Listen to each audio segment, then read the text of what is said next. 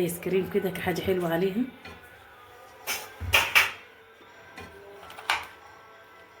هندوق مع بعض. بسم الله.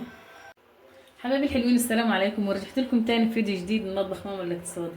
ان شاء الله يا حبايبي النهارده هنعمل حاجه كده حلوه كده سريع. هنعمل باستا فلورا. تعالوا نشوف المقادير بتاعتها يا حبايبي والمكونات. هي سهله وبسيطه ان شاء الله. بسم الله الرحمن الرحيم. اول حاجه معايا كوبايه زبده اللي هي المج ده. ممكن تحط سمنه وممكن كمان تحط نص زيت على سمنه، يعني الكوبايه دي تمليها سمنه وزيت مع بعض. معايا هنا بيضتين صغيرين، ممكن تضيفي بيضه واحده. ومعايا ذره ملح، ومعايا مربى طبعا للتزيين، ومعايا بيكنج باودر، ومعانا فانيليا، و3 كوبايات دقيق. تعالوا نشوف الطريقه يا حبايبي على طول. بسم الله الرحمن الرحيم.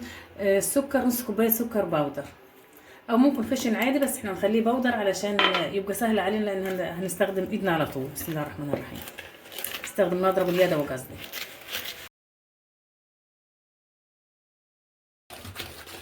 خلاص كده يا حبايبي، خفقت السمنه مع السكر اهو. هنزل بالبيض دلوقتي. بسم الله الرحمن الرحيم. بسم الله. ممكن تحطوهم بيضه بيضه، ممكن تحطوا الاثنين مع بعض، دي زي دي. ذره ملح معاها. بسم الله. هضيف الفانيليا مقدار معلقه صغيره كده. ممكن الفانيليا بتاعتك تكون بودره عادي، مفيش مشاكل. بسم الله.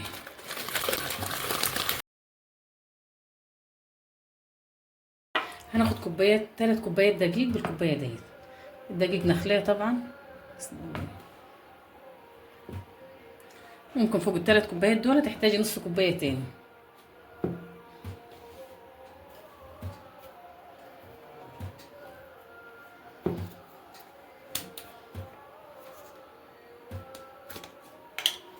البيكنج باودر لو مفيش السايبه ديت هتحطي الكيس اللي هو 16 جرام، ده البيكنج باودر.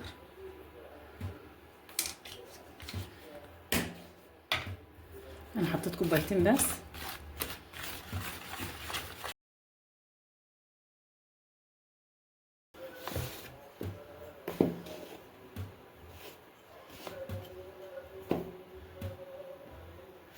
كده الكوبايه الثالثه. بسم الله.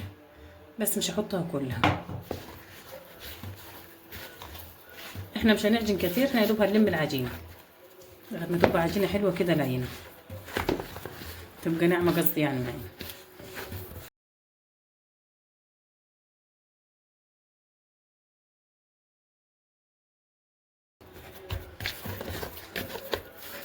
اختبر العجينه بتاعتك. بسم الله الرحمن الرحيم. عجينه ناعمه وزي العسل اهي ما شاء الله. هقسم العجينه ديت متالته، هخلي تلت منها اللي هنزود بيه الوش. هركنها هنا في الدقيق ده، هفرده في الصينيه. بسم الله الرحمن الرحيم. انا دهنت الصينيه يا حبايبي سمنه اللي معايا. اللي عندها صينيه اللي هي رسمه الورده دي هتبقى جميله فيها جدا. ما فيش صينيه رسمه الورده عادي، ما فيش مشكله. بسم الله الرحمن الرحيم.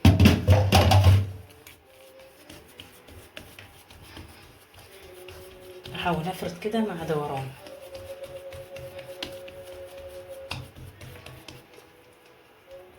الحافه اللي تشقق كده برضه احاول ان انا المها كده.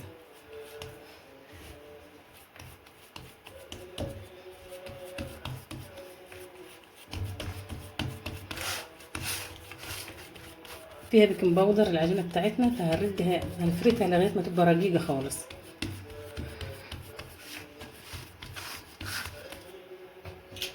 لو عندك نشابه زي دي مشيها عادي، عليها تسهل معاكي برضه. هتفردها كلها سمك واحد.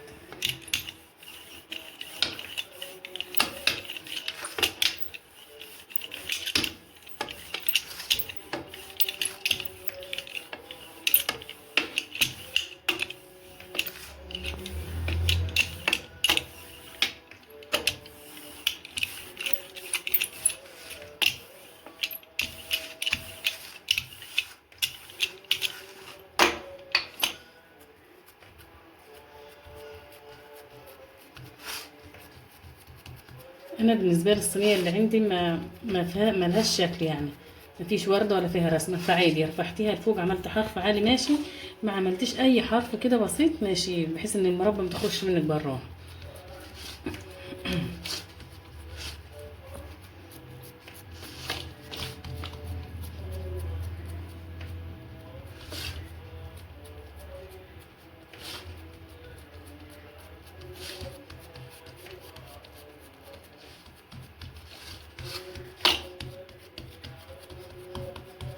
كده السمك بتاعي كله واحد. حرف بسيط عندي كده اهو، ولو عايزاها ادخن حط في صينيه اضيق من دي شويه.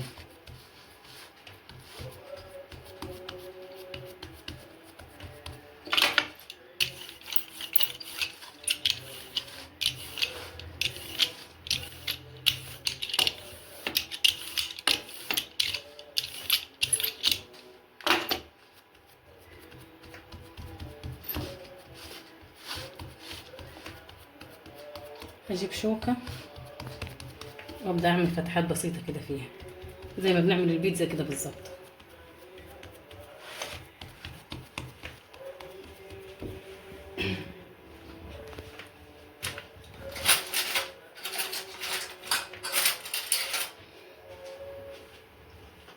بسم الله الرحمن الرحيم. عشان لما تنفخ كده ما تعلاش معايا جو.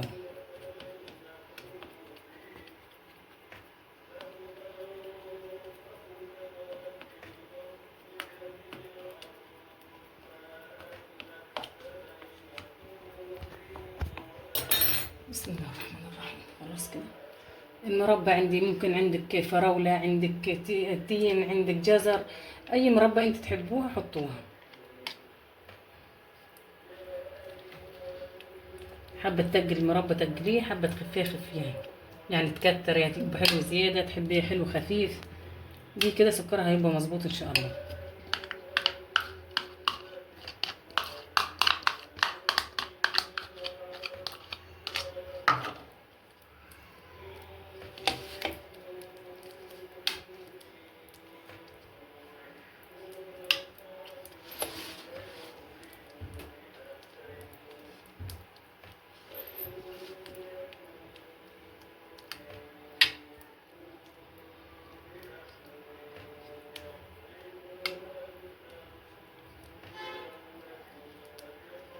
بالشكل ده كده.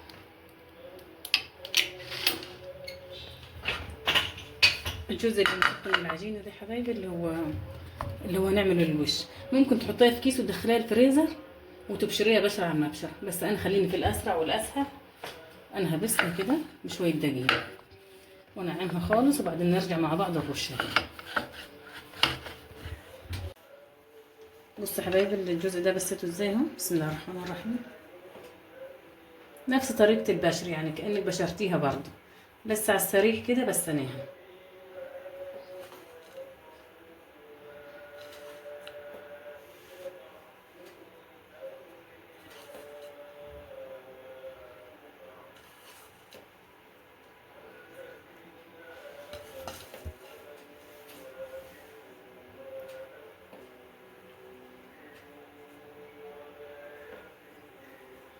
ترشيها رش كده عشان ما تبقاش في ناحيه واحده، في مكان واحد.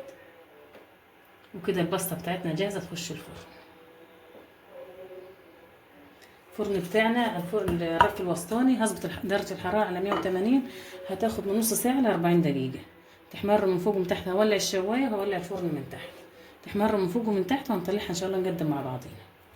وده الشكل النهائي يا حبايبي الباستا فلورا بتاعتنا بعد ما استوت، طلعت من الفرن، خدت نص ساعه بالظبط في الفرن، ما شاء الله عليها، حاجه جميله خالص. بسم الله الرحمن الرحيم.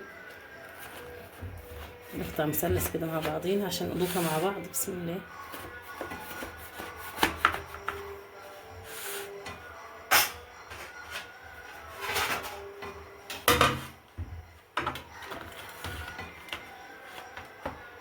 ما شاء الله عليها متماسكه وفي نفس الوقت جايبه. بسم الله.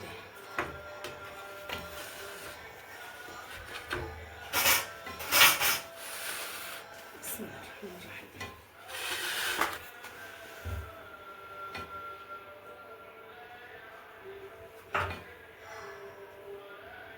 عند ايس كريم ممكن تحطي لها، تحط ايس كريم كده كحاجه حلوه عليها. بسم الله.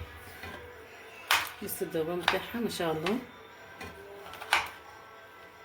هندوق مع بعض. بسم الله.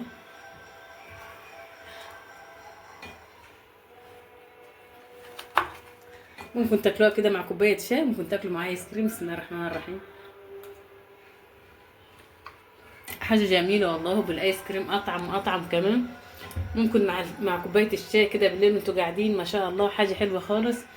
ده الف هنا وشوف. بس ما تنسوش تعملوا لايك وشير، تشتركوا في القناه عشان يوصلكم مني كل الوصفات السهله السريعه. بالهنا والشفا الحبايب.